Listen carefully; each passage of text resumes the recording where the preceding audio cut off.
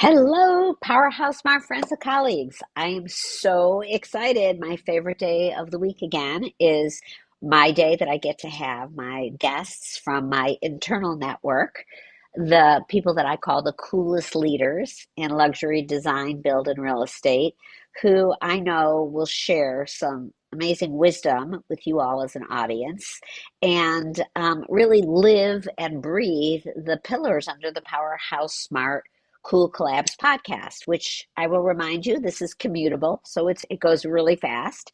The three pillars are that we select the leaders who believe in collaboration and giving back. They live with an attitude of gratitude, and they love helping humanity. So today, I'm so excited because in our home here on this podcast, I have Rob Hall, who I have been so fortunate to be introduced to several years ago when we first started having Powerhouse Smart in Minnesota. And since then, he's continued to be a contributor, a participant, a speaker. And so I'm going to let and start by welcoming Rob and having him share his story with all of you. So, Rob, welcome to the podcast. Thanks, Wendy. Really excited to be here with you today. Oh, we're excited to hear and see and learn more about you and the amazing work that you're doing. So please take the proverbial microphone and share Great. with us your story. Wonderful. Well, I am the president and a principal designer at James McNeal Architecture and Design, which is a little bit of a long title, so we shortened it to JMAD or JMAD for even quicker communication. So we are a custom residential architecture firm in the Twin Cities area, and we do a lot of work here, but we also operate all over the country.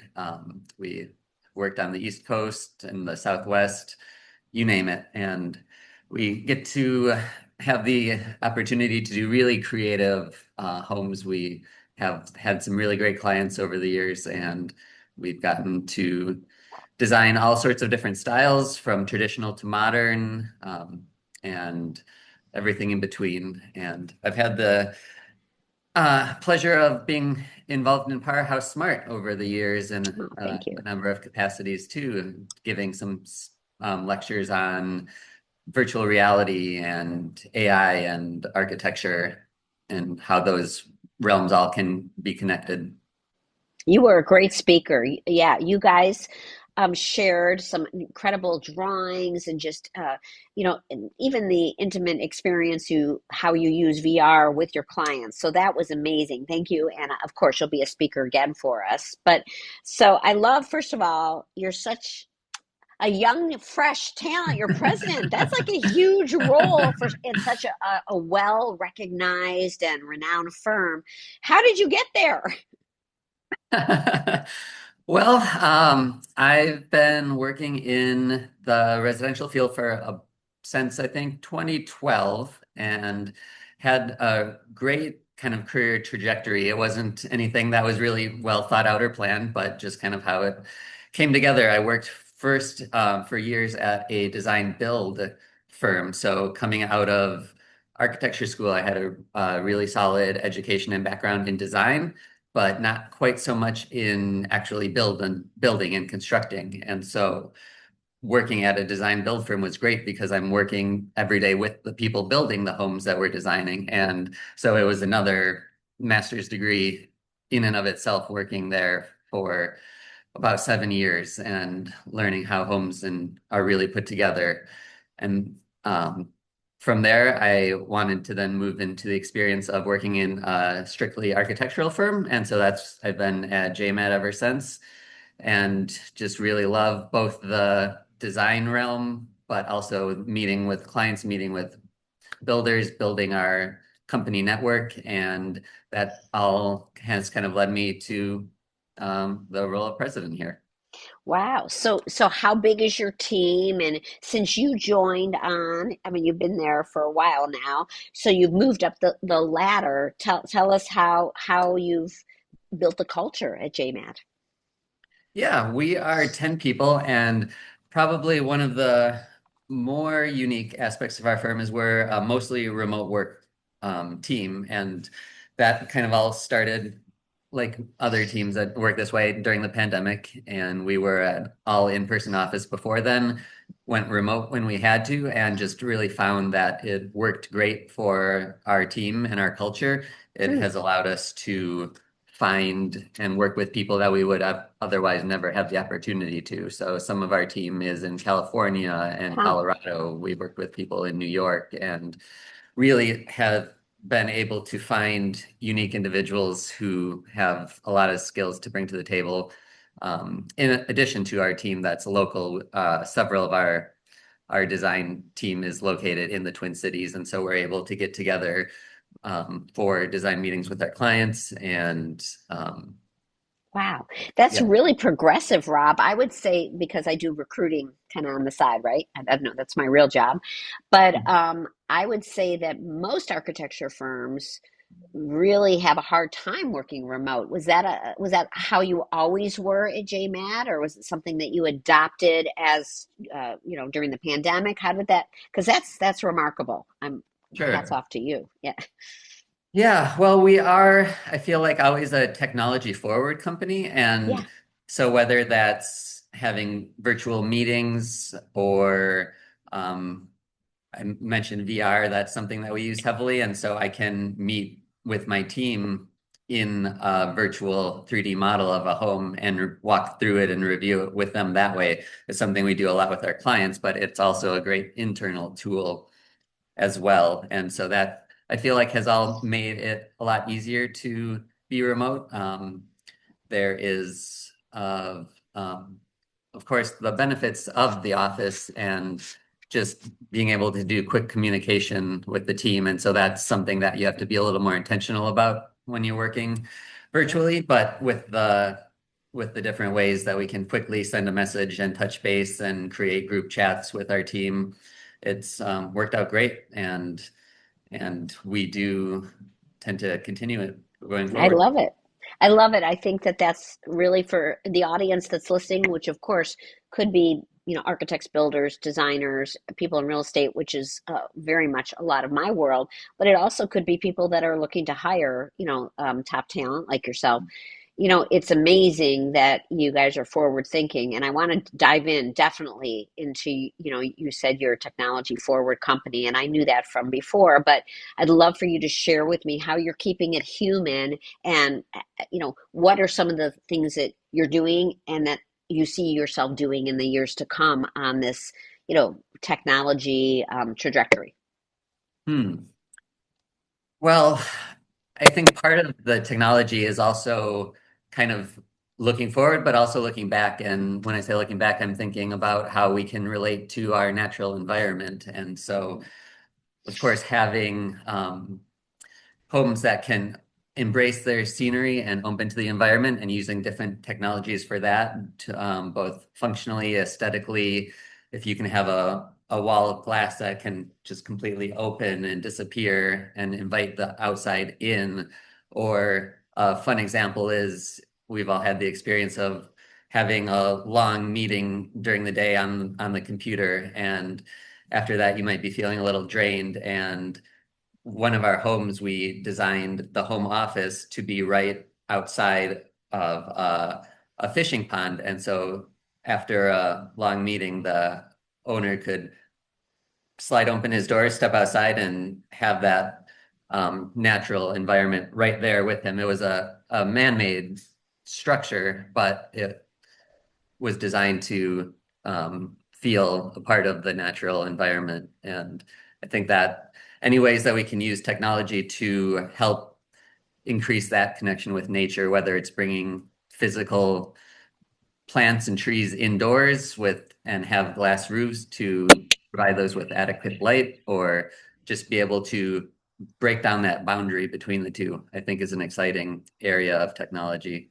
Yeah, no, I love that idea. And that's what I love about when I've seen the designs that you've shared during your speaking engagements was that you were really, it was all in, well, shall I say, it was felt like you were building an entire complete experience. It wasn't just beautiful architecture. It took into account the topography and the solar exposures and human wellness. And so you guys were always on the front, always thinking ahead in that aspect. And I love that you're that when I ask you about the technology, you immediately go into the environment. And so that's so perfect. That's exactly who you are. So I love all the things that you guys stand for. And I'm so proud that you guys share that with others by speaking to people that you would consider your peers. Whereas a lot of industry professionals will kind of like, those are my trade secrets. I don't want to share that. And you're always open about that. So my gratitude to you for doing that. One of the things that we always talk about at Powerhouse Smart is collaboration. I would love to learn what you think and how you guys incorporate collaboration since you come from construction and design. So tell me about how that works at JMAD. Yeah, I think we're really fortunate here in the Twin Cities with the community that's built around the building and design environments. There's really strong teams in both of those regards. And that plus our clients, we really get to collaborate as a team. Our approach is always to bring all of the parties involved together as early in the project as we can. We like having everybody's voice and opinions at the table. And while we might think of ourselves maybe as the conductor of the orchestra, we want to have the input from people who have specialty knowledge and know about the current costs of all the different materials. And that just helps, I think, the process move more smoothly and results in a better outcome. Plus, it's a lot more fun than being kind of isolated in a silo. So we like collaborating a lot. Yeah, no, I love that. That's so important. And so if somebody's listening to this and they're an interior designer or a build or kitchen and bath designer, how are they best to connect with you and, discuss maybe future collaboration? Maybe they have a project to bring to you or vice versa.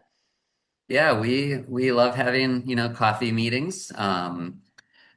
Feel free to Cool. reach out to me through email. We've got our office that we do have is small, but it's located in International Market Square, which is a great design center in the community, kind of a pillar of the design world here in the Twin Cities. And so it's a great meeting point and jumping off point for lots of different areas of design.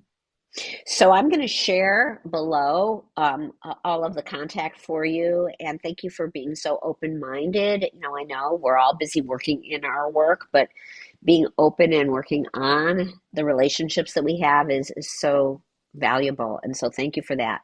So I did want to delve a little bit more into, what you see our luxury clients asking for today. Because like you said, you are doing work well beyond just the Midwest, which kudos to you to have such a reputation to do work across the country. What are you seeing our luxury world? What was top of mind for today's consumer or homeowner? Yeah, whereas maybe in the past there would be more home theaters, dedicated rooms for those type of activities, I'm seeing a lot more spaces that can be flexible. They can be used for the home theater when with the automatic blackout shades that can drop down, but then those can also open up and like I said, the walls can open up to the outside, and so then that becomes part of the indoor outdoor living experience as well.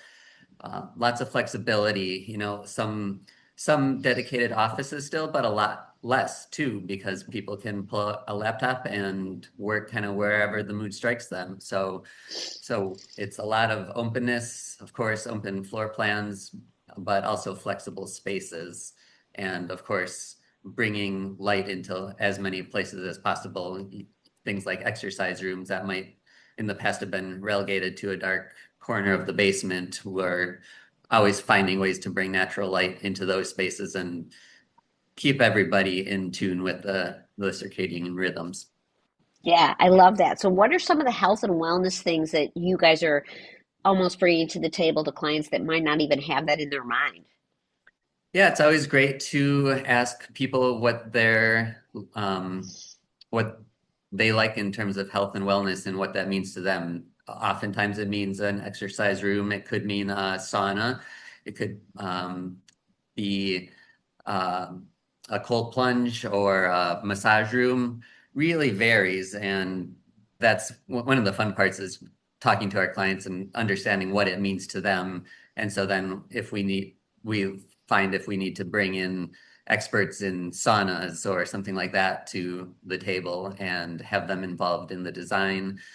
Or if it's, creating a whole separate building, maybe they like having those activities separate from their day-to-day living. And so then we can create kind of a separate structure, and that can be really nice and kind of helps with the mental divide between your wellness and then your if you're work from home type or something like that.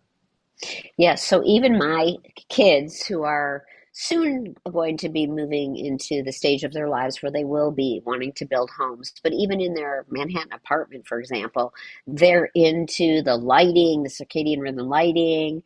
And we just had a hard hat tour here in Illinois at a commercial project, which was a concierge dental clinic.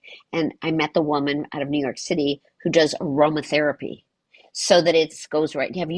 Tell us, have you used this with the HVAC system? Have you been doing that at all? Aromatherapy, no, that one's a little new to me. Yeah, it was really, really interesting and very cool. So there's a lot and you guys were well ahead of this. I mean, you were talking about this 5 years ago, I think. You were talking about health and wellness and designing around. And it's not even something that, at one point, sustainability, was either popular or not popular. It's like it's part of our lives. We're all starting to, thank God the next generation is moving us along forward, right? Fast. So Yeah. I would love it if you could share with us what it is or what it means to you to live with an attitude of gratitude, Rob.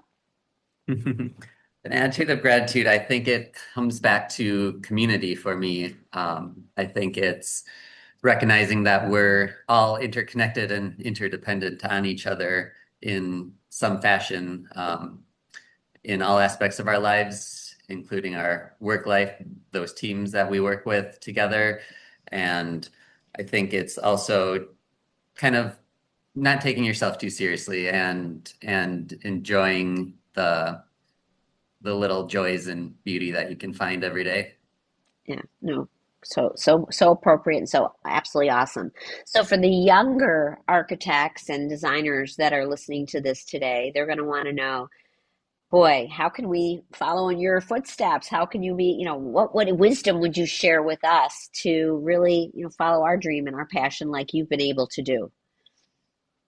Yeah, I think it can just really be about getting different experiences, especially in the architecture field. There's 100 different things you can specialize in, and I think getting a broad experience can really help you find what you're passionate about, whether that's residential architecture or commercial, whether it's doing really cool visualization work on the computer, or being a designer, or being more on the construction side. There's so many different paths and areas of interest that I think should be explored and really find what you're truly passionate about, and then dive all in on that. Yes, exactly. Those experiences. So you came from design build and went right into being your own architecture firm now as the president. Long term, where do you want JMAD to be? Well, I I love the Twin Cities. I love working here, but the projects that we can do all over the country offer a lot of excitement and unique experiences, opportunities for us to learn and grow and expand our team of partners. And so we're always looking to do that, as well as finding ways to improve our processes. We want to be known for doing the best construction drawings in the business, as well as creating the best designs, and kind of create a really holistic, well-rounded practice to serve our clients and ultimately create spaces that can enrich their daily lives. So I'm encouraging you to come to Chicago because we would love to have you and all of your talents. I'm sure. Have you already done quite a are you doing projects in Chicago right now? Not right now, no. Oof, well, there you go. That's a perfect opportunity. And then have you been doing anything on the West Coast at all? West Coast, California, Arizona sorry. primarily. Yeah. Nice, nice. That's fabulous. Well, how can we help you? We would love to help you get into the relationships with other people because you bring so much you've got some incredible talent, and I would say you fit into almost any culture as far as, you're not pigeonholed like, oh, this is had to be a JMAD house. You see Mhm, that. That mhm. looks just like theirs. You guys do such a nice variety. I absolutely hope we're going to send this out to all different places so that we can get everybody to take a look at all your beautiful work. I'm just so thrilled that you are here to share this with us, Rob. Thank you so much for being who you are and everything that you do for humanity. Well, thanks, Wendy. I really love the spirit that you bring to everything you do. It's really energizing. Well, it's a family, and we love having you. So, before we let you depart, I always like to ask my guests, how would you define a well lived life? Well-lived life, I think, is about looking for ways to serve your community, serve those around you, Mhm. both personally and professionally. In terms of architecture, I think of working with our clients to really improve their quality of life and enrich their daily experiences. And I think we can do that for each other in kind of all aspects of life. Absolutely, the service, being of service, my dear soul friend.